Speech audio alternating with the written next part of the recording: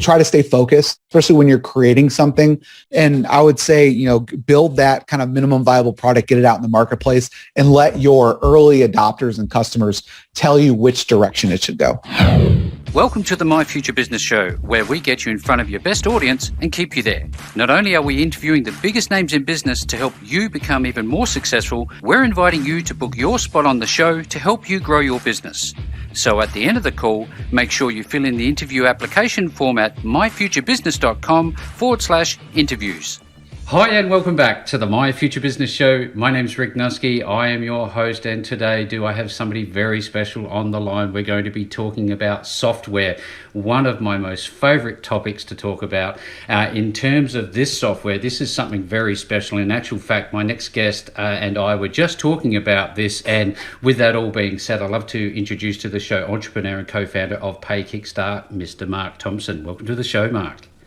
Rick, thank you so much for having me. It's absolutely my pleasure. Now, Mark, as we mentioned, we were talking about software moments ago, but before we jump into, I guess, the meat and gravy of the call, I love to learn more about my guests before we start talking about the mechanics of business. Would you mind sharing a little bit about your background with me? Yeah, absolutely. So I've been an online entrepreneur for about 10 years now. We were just talking about how we feel like dinosaurs in this internet marketing game, if you will. God, I mean, it feels like an eternity, but so I've been, developing software, information programs, really, everything that I've learned over the last 10 years, I've really tried to wrap it up into a course and be able to sell my knowledge. And more importantly, I've been able to impact a lot of people over the years. I found a niche in software over the last 6 or 7 years now, and it's been really become a passion of mine. And so my main, business is a service called PayKickStart. So we're a billing and affiliate management solution. And so we help online entrepreneurs, SaaS companies, people running membership sites, online course creators, just really remove the technical hurdles when it comes to accepting payment, manage recurring revenue, manage affiliate partners. And so this product really was a byproduct out of, everything that I have been doing for the last 10 years. It was an internal tool just to sell my own products and programs. And then it became a full-fledged business about 5 years ago. Yeah, thank you for sharing, Mark. Now, I'd love to talk, unwrap that a bit more in a moment. But as you and I spoke about, I've actually been a customer of yours for years, and you started off with not one of your first products, but I guess it might have been. Was it Easy VSL that started this all off for you? Where did it all start? I had a couple products that were not as successful. I would say Easy VSL is probably one of my more successful products, or more well known. That was definitely the one that kind of was my aha moment in the industry, and has really been super successful even to today. So yeah, thank you. I know it's gone through some iterations, but from I guess more of a personal perspective, where are you located?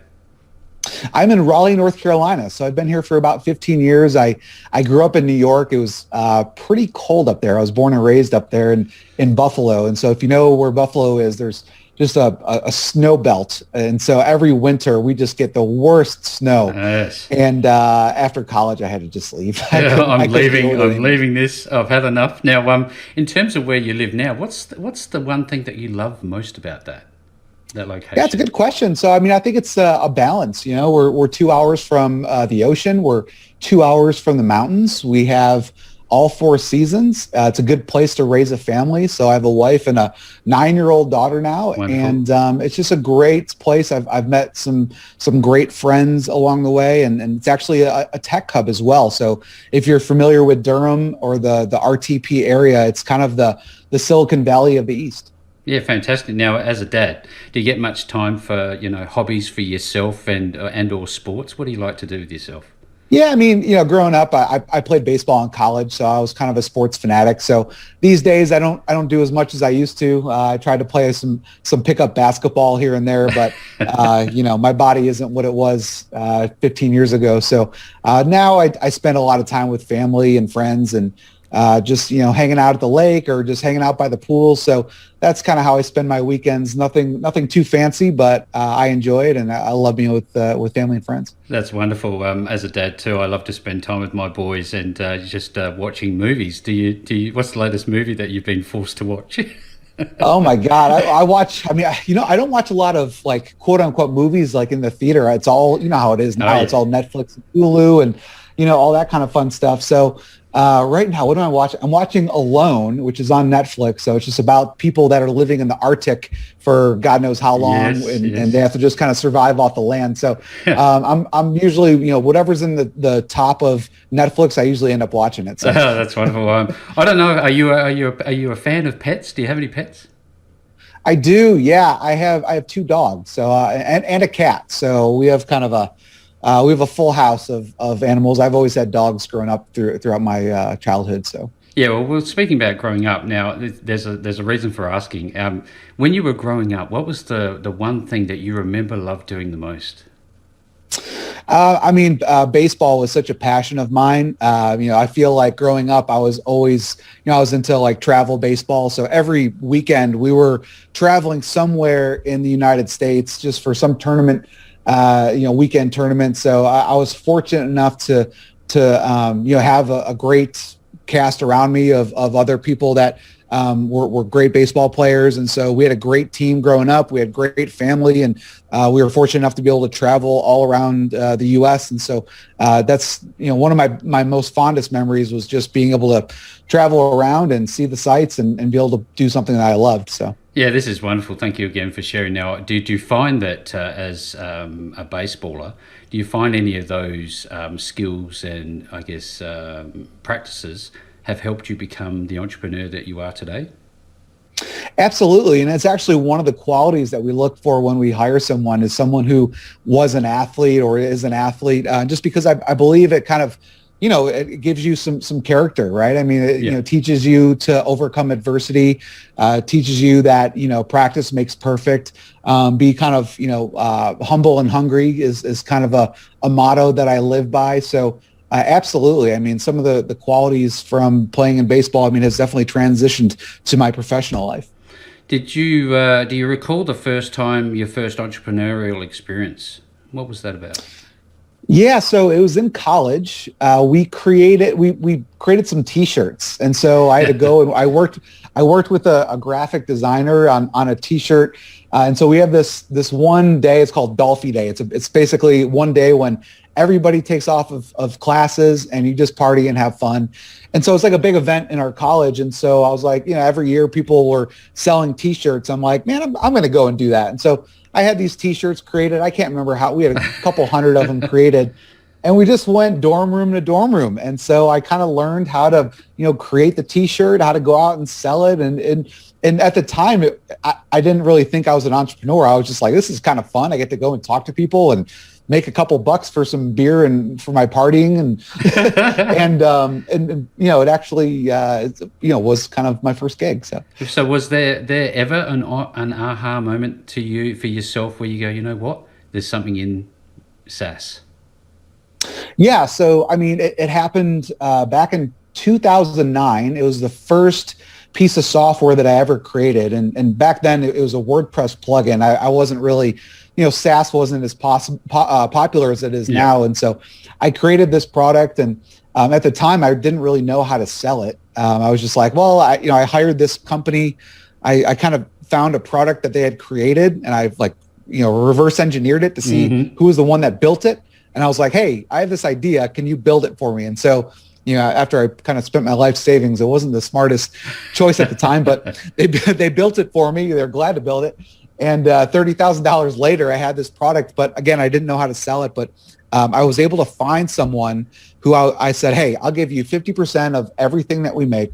Just help me, teach me how to sell this. And so that was kind of my aha moment. We actually did a 6-figure product launch. And so I was introduced to all sorts of affiliate partners. He showed me how to create sales pages, how to create sales funnels, really all the foundational things that, I use today kind of happened on that first product launch. And it changed my life. When I was able to look at my PayPal account, I was like, oh my God, like this, kind of broke through. Now, I see you have a long list of very strong relationships in this space, and I'd love to talk about the power of relationships and personal learning and development later on. But as somebody who's walked the path, I know that the My Future Business audience, Mark, are startups, they're entrepreneurs, existing small to medium-sized business owners who would like to know from you, somebody who's already done it, I guess the process behind it, but also more importantly, is there a point in time where you have to step back for a while and just take a breath? Yeah, of course. So, I could tell you for years I was doing, the 70, 80, 90 hour work week. Wow. And, it was one of those things, there's a means to an end, right? I didn't want to keep doing that for years. I knew it wasn't sustainable, but I kind of had a long-term vision. It was kind of a blurry vision, but it kind of, there was clarity as, the years went on, but I kind of knew where I wanted to go. But I mean, the biggest piece of advice I can give you is, as entrepreneurs, we want to mitigate risk, especially early on when we're just starting out. It is scary as hell to say, hey, I want to go from my 9-to-5 job, which is kind of the comfort zone for most people, right? Yeah. I mean, you work your 40 hours, you get your paycheck, you have health insurance, for most people, right, who are working full time, and you're comfortable, right? But if you want something more, you need to be able to take that leap of faith and trust in yourself. And it's a hard thing to do. It wasn't until I got fired from my last job that I actually said, man, I got to go and make this happen if I'm going to do it. And there's no better time than when you're young. I mean, and you really don't have that much to lose as opposed to, when you're, 50, 60 years old and you have a little bit more to lose. So I knew at least at that time, it was a calculated risk that I could take. But, looking back on it, any way that you can mitigate risk is the way to go. And so, having affiliate partners was extremely helpful because I didn't want to have to pay for traffic. I didn't know how to even drive, traffic to my sales pages or my offers. And so that was one of the first ways that I was able to really kind of break through was through people that already had email lists of people and they would tell their friends and refer people to my product, and I would give them a commission. So that was one way that I was able to mitigate risk and build the foundation for everything, build my email list, build affiliate relationships, get introduced to designers, developers that I even work with today. So that was helpful.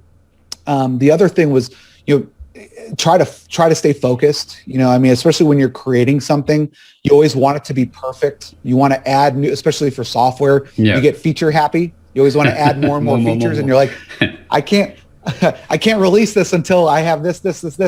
And I would say, build that kind of minimum viable product, get it out in the marketplace, and let your early adopters and customers tell you which direction it should go. So some sage insight there. Thank you very much, Mark. Now, what I've taken away from that is leveraging other people's existing audience, minimum Absolutely. Viable product. We're not trying to go for all the bells and whistles at the moment, and just get it out there is essentially what you're sharing with us, Mark. Now, I wonder, I've seen a lot of rubbish out there in terms of SaaS, lots. It seems like we're getting this increasing tide of this low quality SaaS businesses coming out. When you're looking at a SaaS business, for everybody who's on the show today, what would you tell them to look for?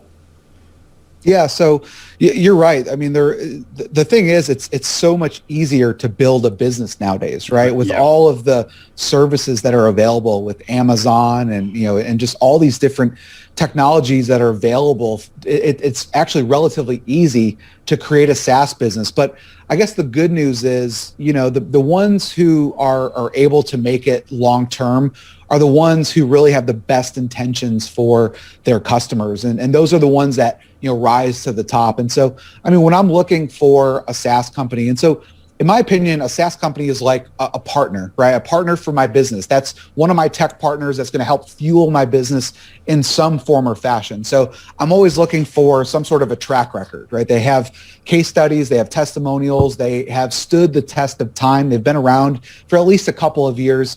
Especially with SaaS, you never know where they're going to be. So you always want to make sure that they're evolving the product, because no SaaS product is ever finished. It's never like, just perfect. Yeah. There's always things that can be improved on. And so those are the things that I look for. I look for longevity. I look for testimonials, case studies.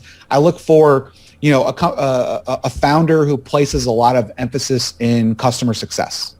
That's really important, because I was thinking, as soon as you said the word customer, I thought to myself, how important is it for you or for any SaaS business to have less of a product focus and more of a customer problem solution focus? Yeah, I mean, and that's, that was something that kind of blinded me for a number of years, especially early on.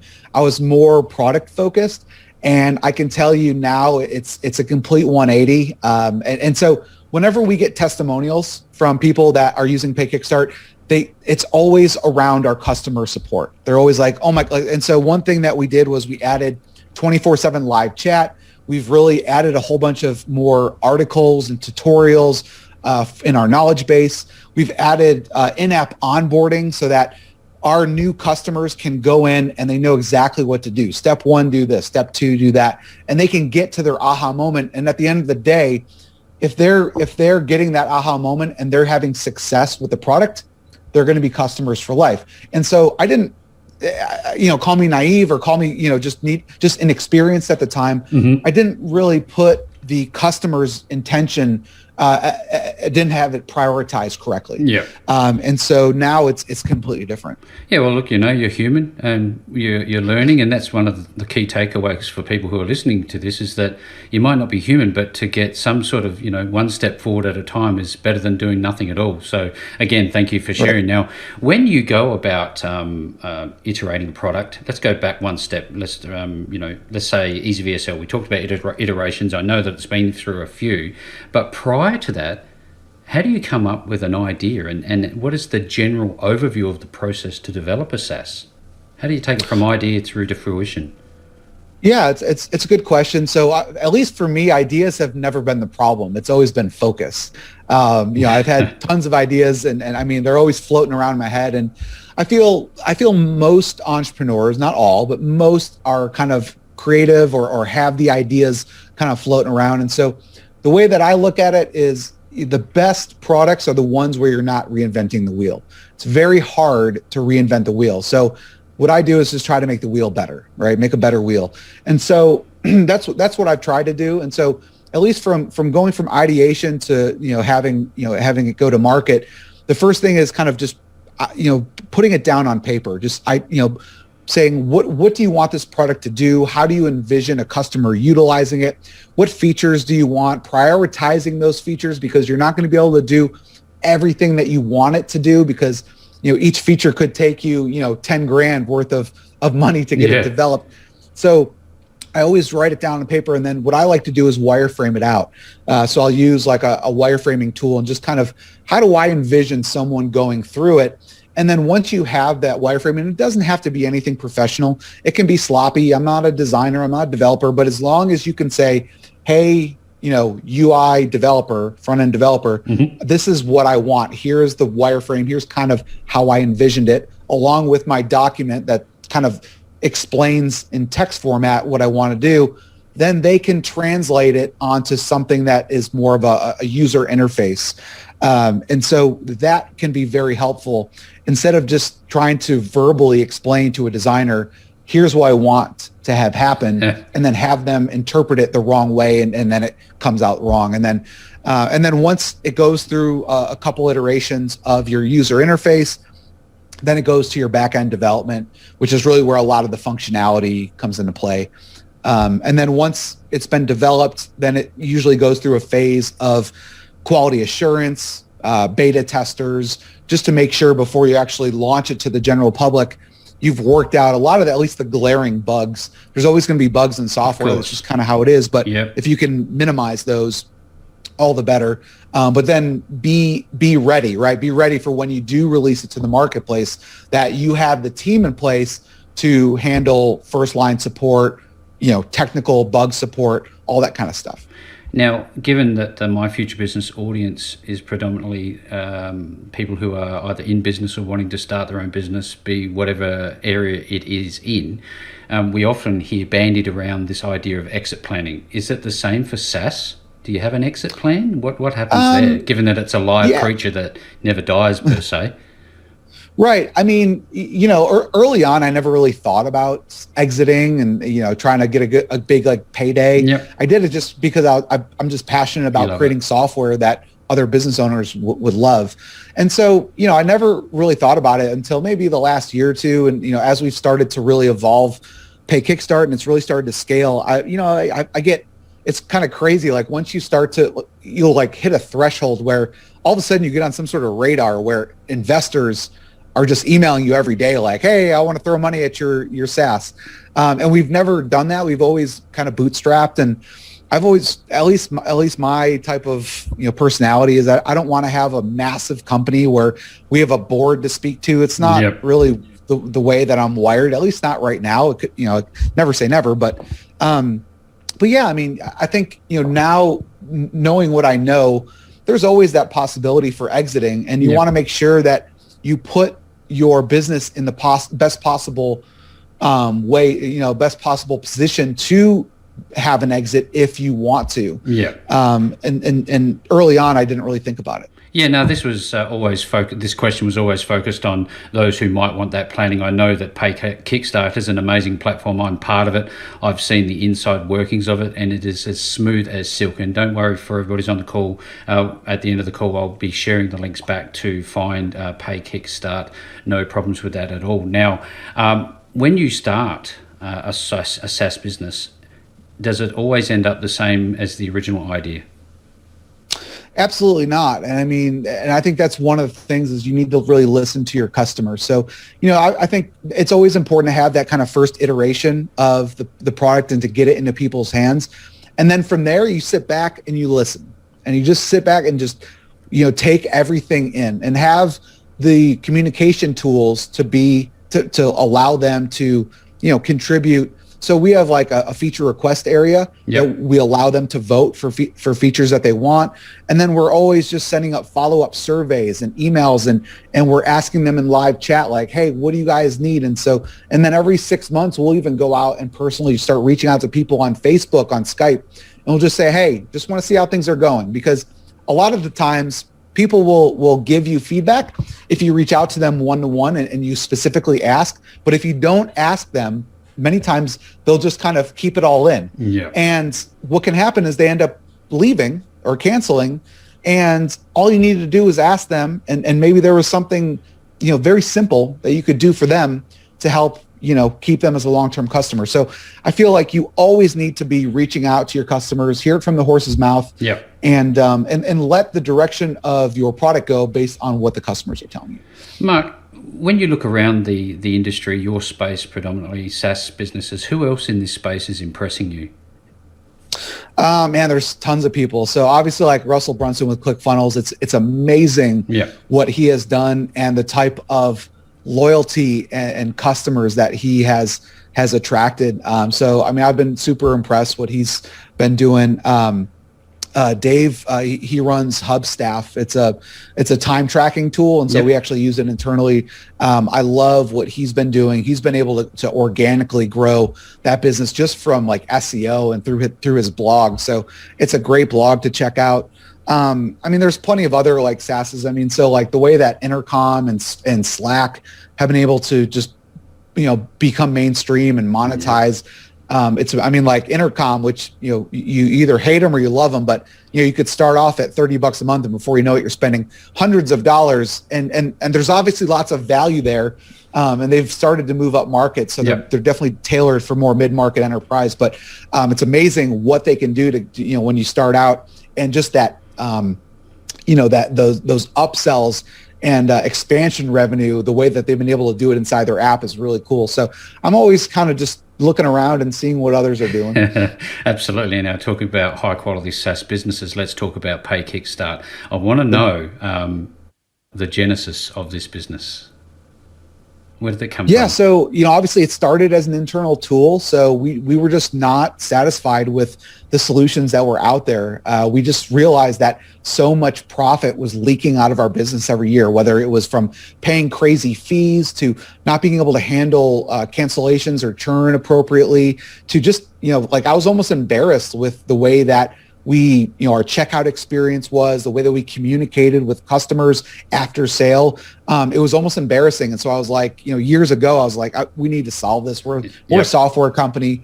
And so it started as an internal tool, and we had other people asking us like, hey, how'd you create that really cool, checkout page with one-click upsells and order bumps, all this kind of cool stuff. And we realized quickly that a lot of other product sellers were having the same issues. And so we released it to a beta group about 4.5 years ago now. Mm-hmm. And, we started kind of small. Back then it was, pretty basic, pretty bare bones. We could accept, credit cards and PayPal, and we had some checkout templates. But I mean, to what it is today, oh yeah, I mean, it's just evolved like crazy, and it's just moving at such a rapid pace. So it's exciting.